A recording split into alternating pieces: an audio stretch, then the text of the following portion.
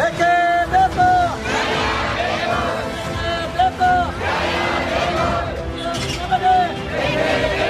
ಎಲ್ಲಿಯವರೆಗೂ ಹೋರಾಟ, ಎಲ್ಲಿಯವರೆಗೂ ಹೋರಾಟ,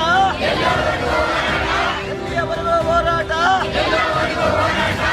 ತುಮಕೂರು ಜಿಲ್ಲೆಯ ಬಗರ್ಹುಕುಂ ಸಾಗುವಳಿದಾರರ ಸಮಸ್ಯೆಗಳನ್ನ ಇಟ್ಕೊಂಡು ಭೂಮಿಗೆ ಹಕ್ಕುಪತ್ರ ಕೊಡಬೇಕು, ವಾಸ ಮಾಡೋ ಜಾಗಗಳಿಗೆ ಹಕ್ಕುಪತ್ರ ಕೊಡಬೇಕು ಮತ್ತು ಜಾಗಗಳಿಗೆ ವಾಸ ಮಾಡಿಸೋ ಜಾಗಗಳಲ್ಲಿ ವಿದ್ಯುತ್ತು ಮತ್ತು ನೀರನ್ನು ಕೊಡಬೇಕು ಅಂತೇಳಿ ಕಳೆದ 2 ದಿನಗಳಿಂದ ಅನಿರ್ದಿಷ್ಟಾವಧಿಯ ಹೋರಾಟವನ್ನು ಅಹೋರಾತ್ರ ಹೋರಾಟ ನಡೀತಾ ಇದೆ. 57 ಫಾರ್ಮ್ ನಂಬರ್ 57 ಕೂಡ ಸಹ ಅರ್ಜಿ ಹಾಕೊಂಡಿದ್ದು ಇದುವರೆಗೆ ಯಾವುದೇ ನಮಗೆ ಸಾಗುವಳಿ ಕೊಟ್ಟಿಲ್ಲ. ದಯವಿಟ್ಟು ಅಧಿಕಾರಿಗಳು ಕೇಳ್ಕೊಳ್ಳೋದೇ ಅಂದರೆ ಕೈ ಮುಗಿದು ಕೇಳ್ಕೊತಾ ಇದ್ದೀವಿ. ನಮಗೆ ಹಕ್ಕುಪತ್ರ ತಿಳಿಸ್ಬೇಕಂತ ತಮ್ಮಲ್ಲಿ ಕೇಳ್ಕೊತಾ ಇದ್ದೀವಿ. ತುಮಕೂರು ಜಿಲ್ಲೆಯಲ್ಲಿ ಬೇರೆ ಬೇರೆ ತಾಲೂಕುಗಳು ಮಧುಗಿರಿ, ಕೊರಟಗೆರೆ, ಪಾವಗಡ, ಚಿಕ್ಕನಾಯಕನಹಳ್ಳಿ, ತುಮಕೂರು ಈ ರೀತಿಯಾಗಿ ಬೇರೆ ಬೇರೆ ತಾಲೂಕುಗಳಲ್ಲಿ ಭೂಮಿ ಮತ್ತು ವಸತಿ ಸಮಸ್ಯೆಗಳ ಬಗ್ಗೆ ನಾವು ಕಳೆದ 1.5 ವರ್ಷಗಳ ಹಿಂದೆ ತುಮಕೂರಿನ ಜಿಲ್ಲಾಧಿಕಾರಿಗಳಿಗೆ ನಾವು ಲಿಖಿತವಾಗಿ ಮನವಿ ಕೊಟ್ಟಿದ್ವಿ.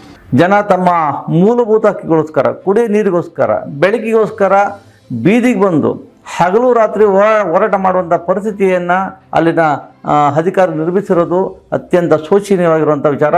ಮತ್ತು ಇದು ಸರ್ಕಾರ ಮತ್ತು ಜಿಲ್ಲಾಡಳಿತರು ಬಡ ಜನರ ಬಗ್ಗೆ ನಿರ್ಲಕ್ಷ್ಯವಾದ ಧೋರಣೆ ಅನ್ನೋದು ಎದ್ದು ಕಾಣ್ತಾ ಇದೆ. ನಾನು ಕಡು ಬಡವ, ನನ್ನ ತ್ರಾಣವಿಲ್ಲದಂತೆ ಬರೀ ಎಳ್ನೀರು ವ್ಯಾಪಾರ ಮಾಡಿ ಟಿ ಕಟ್ಟಿದೆ. ಇವತ್ತಿನವರೆಗೂ ನನಗೆ ಆಸ್ತಿ ಅಂತ ಕೊಡಲಿಲ್ಲ. ಯಾವ ಅಧಿಕಾರ ಇದ್ದರೂ ಯಾರೂ ಏನು ನನಗೆ ಸಹಾಯ ಮಾಡಲಿಲ್ಲ. ಯಾವ ಸರ್ಕಾರ ಬಂದರೂ ಏನೂ ಸಹಾಯ ಮಾಡಲಿಲ್ಲ.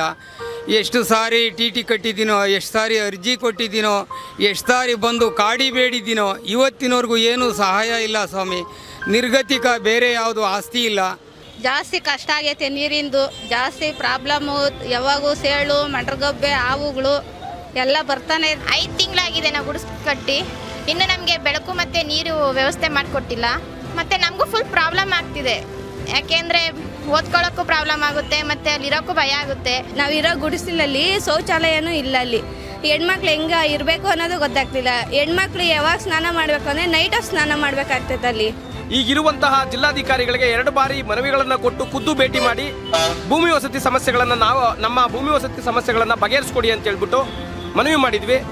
ಆದರೆ ಅವರು ಉದಾಸೀನವಾಗಿ ಏನು ನಿರ್ಲಕ್ಷ್ಯತನದಿಂದ ನಮ್ಮ ಸಮಸ್ಯೆಗಳನ್ನು ಬಗೆಹರಿಸೋದಕ್ಕೆ ಯಾವುದೇ ರೀತಿಯಾದಂತಹ ಸೂಕ್ತ ಕ್ರಮ ಜರುಗಿಸಿರಲಿಲ್ಲ. ಹಾಗಾಗಿ ಸಮಸ್ಯೆಗಳನ್ನು ಬಗೆಹರಿಸ್ಕೊಡೋ ಉದ್ದೇಶಕ್ಕೋಸ್ಕರ ಈಗ ನಾವು ಏನು 3 ಪತ್ರಗಳನ್ನು, ಮನವಿ ಪತ್ರಗಳನ್ನು ಕೊಟ್ಟಿದ್ದೀವಿ, ಆ ಸಮಸ್ಯೆಗಳನ್ನು ಇಲ್ಲಿವರೆಗೂ ಏನಾಗಿದೆ ಅನ್ನೋದನ್ನ ತಾಲೂಕು ಆಡಳಿತಗಳು ಕೂಡ ನಮ್ಮ ಗಮನಕ್ಕೆ ತಂದಿಲ್ಲ. ಇಲ್ಲಿವರೆಗೂ ಜಿಲ್ಲಾಡಳಿತಕ್ಕೆ ಮತ್ತು ತಾಲೂಕು ಆಡಳಿತಕ್ಕೆ ಹಲವಾರು ಬಾರಿ ಅರ್ಜಿಗಳನ್ನು ಕೊಟ್ಟು ಸರ್ಕಾರದ ಮಟ್ಟದಲ್ಲೂ ಕೂಡ ಗಮನ ಸೆಳೆಯಲಾಗಿದೆ. ಆದರೆ ಇಲ್ಲಿವರೆಗೂ ಆ ಸಮಸ್ಯೆಯನ್ನು ಬಗೆಹರಿಸಲಿಕ್ಕೆ ಯಾವುದೇ ಕ್ರಮಗಳನ್ನು ಜಿಲ್ಲಾಡಳಿತ ಮಾಡದಿರೋದು ಅತ್ಯಂತ ಖಂಡನೀಯವಾಗಿರುವಂಥ ವಿಚಾರ ಇದೆ.